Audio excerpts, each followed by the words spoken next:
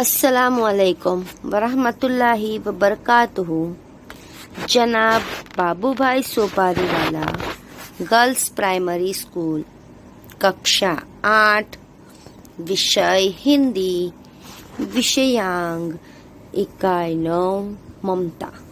इकाई 9 ममता हम पहले देख चुके हैं, जिसमें हमने विषय प्रवेश, लेखक परिचय, कुछ नए शब्द, कुछ शब्दार्थ और थोड़ा सा पाठ देख चुके हैं, यानी कि हमने पाठ की समझूती देखी है। आज हम उससे आगे के कुछ शब्दार्थ, मुहावरे और पाठ की समझूती देखेंगे। सबसे पहले शब्दार्थ। विपन्न यानी संकटग्रस्त, आतई यानी अन्यायी, विरक्त यानी खिन्न, दुख, जीर्ण यानी वृद्ध, जर्जर, टूटा फूटा, मृगदाव यानी शिकारियों के भय से मृगों के छुपने का वह वन जिसमें पर्याप्त मृग हो। यह शब्दार्थ आपको सुंदर स्वच्छ अक्षर में जोड़ने का ध्यान रखते हुए अपनी कॉपी में कितनी बार लिखना है? 3 बार, जिस तरह आप हर बार लिखते हो। शब्दार्थ के बाद अब हम मुहावरे देखेंगे। मुहावरों के अर्थ। हृदय धक धक करना यानी घबराना। होंठ काटना यानी क्रोध व्यक्त करना। गला सूखना यानी प्यास लगना। ब्रह्मांड घूमने लगना यानी चक्कर आना। दया का पात्र होना यानी दया करने योग्य होना। यह मुहावरों के अर्थ भी आपको सुंदर स्वच्छ अक्षरों में जोड़ने का ध्यान रखते हुए अपनी कॉपी में 3 बार लिखना है। कितनी बार लिखना है? 3 बार। शब्दार्थ, मुहावरों के बाद अब हम आगे पाठ की समझूती देखेंगे। यह पाठ की समझूती देखने से पहले हम आगे के पाठ को थोड़ा दोहरा लेते हैं। हमने देखा था कि रोहतास दुर्ग के मंत्री चूड़ामणि की एक पुत्री ममता जो विधवा थी, जिसकी वजह से उसके दुख का कोई अंत नहीं था, इसलिए पिता उसके लिए 10 थाल लेकर स्वर्ण लेकर आते हैं, जो देखकर ममता घबरा जाती है और वह कहती है कि बुरे वक्त के लिए इतनी सब तैयारी, ये अर्थ नहीं अनर्थ है, इसे ले जाइए। उसके बाद पठानों की जब शादी की डोलियां जा रही होती है तो मंत्री उसे खुलवाना चाहते हैं, लेकिन पठान उसे खोलने से मना करते हैं कि ये हमारी स्त्रियों का अपमान है। वहाँ पे तलवारें खींचती है, युद्ध होता है और युद्ध में मंत्री चूड़ामणि मारे जाते हैं और शेरशाह वहाँ पे रोहतास दुर्ग पे हमला कर देता है, जिसमें पता चलते ही ममता वहाँ से चली जाती है और एक गुफा में जाकर छिप जाती है और वहाँ वह रहने लगती है, जहाँ पर एक दीपालोक में यानी दीप के दिए के प्रकाश में वो पाठ कर रही होती है। हमने यहाँ तक देखा था। तो चलो अब आगे देखते हैं। पाठ रुक गया। एक भीषण और हताश आकृति दीपक के मंद प्रकाश में सामने खड़ी थी। यानी पाठ करते करते बाहर से आवाज आती है तो पाठ रुक जाता है और दीपक के मंद प्रकाश में यानी दिए के मंद प्रकाश में एक भीषण हताश आकृति यानी एक थका हुआ घायल इंसान दिखाई पड़ता है। स्त्री उठी, उसने कपाट बंद करना चाहा। कपाट यानी उसने उस गुफा का दरवाजा बंद करना चाहा, परंतु उस व्यक्ति ने कहा, माता मुझे आश्रय चाहिए। यानी वह दीपक में परछाई दिखती है तो वह स्त्री सोचती है कि मैं कपाट यानी दरवाजा बंद कर दूं, लेकिन उससे पहले जो व्यक्ति की परछाई दिखती है वो कहता है कि माता मुझे आश्रय चाहिए, यानी मुझे मदद चाहिए। तुम कौन हो? स्त्री ने पूछा। मैं मुगल हूँ, चौसा युद्ध में शेरशाह से विपन्न होकर रक्षा चाहता हूँ। यानी वो व्यक्ति कहता है कि मैं एक मुगल हूँ, चौसा युद्ध के अंदर मैं घायल हो चुका हूँ, शेरशाह से मुझे विपन्न होकर रक्षा चाहता हूँ, यानी शेरशाह से बचना चाहता हूँ। इस रात अब आगे चलने में असमर्थ हूँ, यानी अब मुझ में अभी इस रात आगे चलने की ताकत नहीं है, इसलिए इस एक रात के लिए मैं यहाँ पे आश्रय चाहता हूँ। क्या शेरशाह से? स्त्री ने अपने ओठ काट लिए।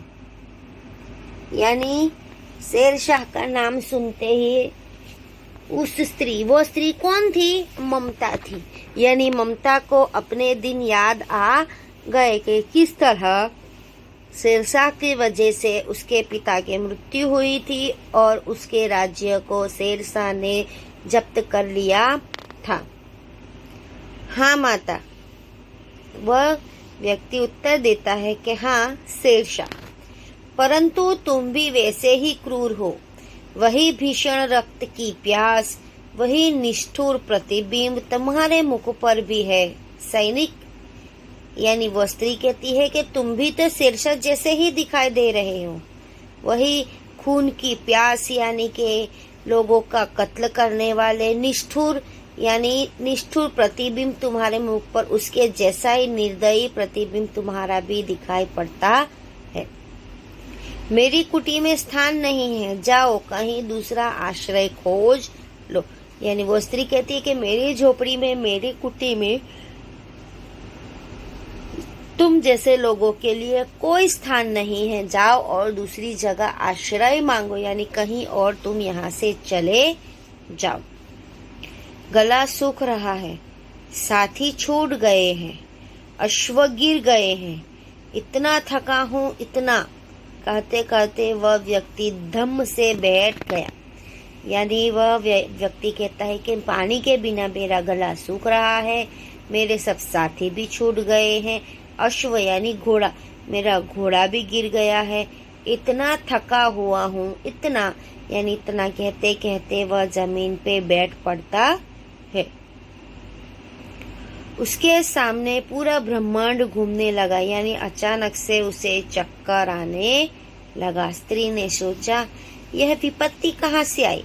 यानी वह स्त्री सोचने लगी कि ये मुसीबत कहाँ से आ गई। उसने चल दिया, मुगल के प्राणों की रक्षा हुई। यानी फिर उसको धम से गिर गया, इसलिए ममता ने उसे आश्रय दिया और उसके प्राणों की रक्षा हुई, यानी कि वह बच गया।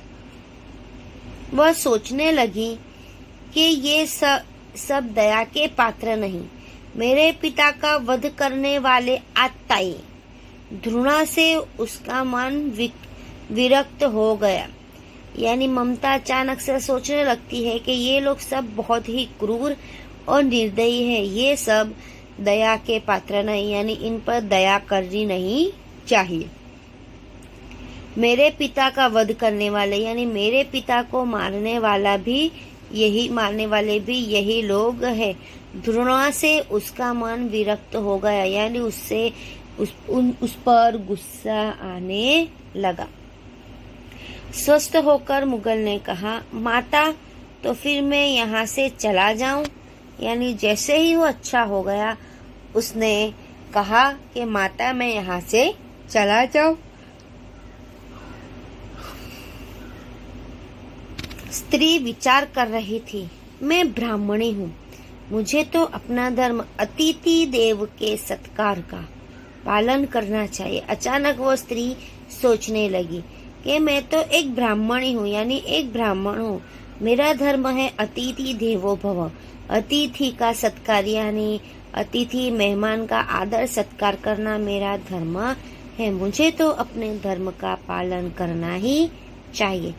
परंतु यहाँ नहीं, ये सब दया के पात्र नहीं है, ये लोगों पर दया नहीं कर सकते। परंतु यह दया नहीं तो कर्तव्य करना है। अपने आप ही वह सोचती है कि ये दया नहीं है, ये तो मेरा एक कर्तव्य है। तब मुगल अपनी तलवार टेक कर खड़ा हुआ। तब अचानक जैसे ही मुगल अपनी तलवार टेक कर जाने के लिए खड़ा होता है, ममता उसे कहती है, ममता ने कहा, क्या आश्चर्य है कि तुम भी छल ना करो, ठहरो। यानी ममता उसे कहती है कि कैसे भरोसा कर लो, क्या आश्चर्य है, उसमें कौन सी नई बात है कि तुम भी छल नहीं करोगे, ठहरो। छल नहीं, तब नहीं स्त्री, जाता हूँ। अगर आपको छल लगता है तो ठीक है, मैं यहाँ से चला जाता। तैमूर का वंशघर स्त्री से छल करेगा, जाता हूँ, भाग्य का खेल है। ये तो सब नसीब की बात है, लेकिन तैमूर का वंशघर यानी हम तैमूर वंशी स्त्रियों के साथ छल नहीं करते। ममता ने कहा, यहाँ कौन दुर्ग है, यह झोपड़ी न तो चाहे ले लो, मुझे तो अपना कर्तव्य निभाना पड़ेगा। ममता कहती है कि यहाँ कोई दुर्ग नहीं है और यह एक छोटी सी टूटी फूटी झोपड़ी है। तुम चाहे तो यहाँ ये भी ले लो, तुम यहाँ से क्या ले सकते हो, कुछ नहीं ले सकते। मुझे तो अपना कर्तव्य यानी मुझे तो अपना फर्ज निभाना ही पड़ेगा। जाओ भीतर जाओ थके हुए पथिक, तुम चाहे कोई भी हो, मैं तुम्हें आश्रय देती हूँ। यानी वो कहती है कि जाओ भीतर जाओ, यानी अंदर चले जाओ है थके हुए मुसाफिर, तुम चाहे कोई भी हो, पर मुझे तो तुम्हें आश्रय देना ही पड़ेगा। सब अपना धर्म छोड़ दे तो क्या मैं भी छोड़ दूं? सब अगर अपना धर्म छोड़ दे, अपने धर्म के से अलग कर्तव्य करे, पर मुझे तो अपना कर्तव्य करना ही पड़ेगा। मुगल ने चंद्रमा के मंद प्रकाश में वह महिमामय मुखमंडल देखा, यानी चांद के जो मंद प्रकाश दिखता है, उस मंद प्रकाश में उस महिला का चेहरा उस मुगल ने देखा। उसने मन ही मन नमस्कार किया, यानी मन में उसे नमस्कार भी किया। ममता पास की टूटी हुई दीवारों में चली गई। ममता की कुटी में एक मुगल ने आश्रय लिया था, वह आराम कर रहा था, इसलिए ममता वहां से बाजू में एक टूटी फूटी दीवारों में चली गई, वहां से हट गई। भीतर थके पथिक ने झोपड़ी में विश्राम लिया, यानी वो थके हुए पथिक ने ममता की झोपड़ी में आश्रय किया। प्रभात में खंडर की संधि से ममता ने देखा, यानी सुबह जब हुई तो ममता ने खंडर की दीवारों में से देखा, सैकड़ों अश्वारोही उस प्रांत में घूम रहे, यानी बहुत सारे अश्वारोही यानी घोड़े सवार उस प्रांत में उस झोपड़ी के आसपास घूम रहे हैं। वह अपनी मूर्खता पर स्वयं को कोसने लगी। ममता को लगा कि ये सब आक्रमण करने आए हैं। वह मुगल को आश्रय दिया, इसलिए वह अपने आप को मन ही मन ममता कोसने लगी। एकाएक झोपड़ी से निकलकर उस पथिक ने कहा, मिर्जा मैं यहाँ हूँ। यानी जो पथिक वहाँ पे विश्राम कर रहा था, आश्रम कर रहा था, वो झोपड़ी से बाहर आया और उन अश्वारोहियों में से एक को कहता है कि मिर्जा मैं यहाँ हूँ। शब्द सुनते ही प्रसन्नता की चित्कार ध्वनि से वह प्रांत गूंज उठा। यानी जैसे ही वह मुगल कहता है कि मिर्जा मैं यहाँ हूँ, वह सब अश्वारोही यानी घोड़े सवार सैनिक खुश हो जाते हैं और चित्कार से वहाँ पे खुशी की प्रांत गूंज उठती है। ममता अधिक भयभीत हुई, यानी लोगों के आवाज सुनकर ममता को और डर लगा। पथिक ने कहा, वह स्त्री कहाँ है? यानी मुगल वह स्त्री यानी कि ममता को ढूंढता है कि वो कहाँ है, उसे खोज निकालो। वह अपने सैनिकों से कहता है कि उसे खोज निकालो।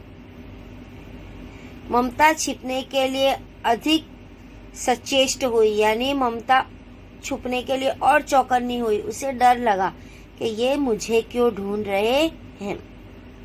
वह मुरुग दाव में चली गई, यानी और अंदर चली गई, दीवारों के और अंदर जाकर छिप गई।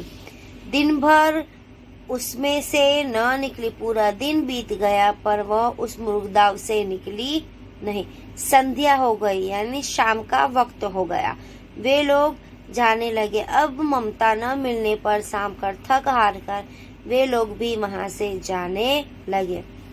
ममता ने अचानक सुना, पथिक घोड़े पर सवार होते हुए कह रहा था, यानी जो पथिक आश्रय लेने आया था वो घोड़े पर बैठते बैठते कहता है, मिर्जा, उस स्त्री को मैं कुछ न दे सका, उसका घर बनवा देना, क्योंकि मैंने विपत्ति में यहाँ विश्राम पाया। यह स्थान भूलना मत। उसके बाद वे वहां से चले गए, यानी घोड़े पर बैठते बैठते वह पथिक उस मिर्जा से कहता है कि मिर्जा, मैं उस स्त्री को कुछ न दे पाया, उसका घर बनवा देना, क्योंकि विपत्ति यानी मुश्किल के वक्त मैंने यहाँ पे विश्राम पाया, यानी यहाँ पे मैंने आराम किया। तुम यह स्थान कभी भूलना मत। यह कहकर वह सब यहाँ से चले गए। आज हम इतना ही देखते हैं, आगे का पाठ हम दूसरी बार समझेंगे। आप आशा करती हूँ कि आपको इसमें यह समझ में आया होगा। आगे जो हमने शब्दार्थ और मुहावरे देखे थे वह आपको सुंदर स्वच्छ अक्षरों में जोड़ने का ध्यान रखते हुए अपनी कॉपी में 3 बार लिखना है। कितनी बार लिखना है? 3 बार। और इसके साथ आपको जो गृह कार्य दिया जाएगा गूगल फॉर्म में, वह भी आपको आपकी कॉपी में लिखना होगा। धन्यवाद।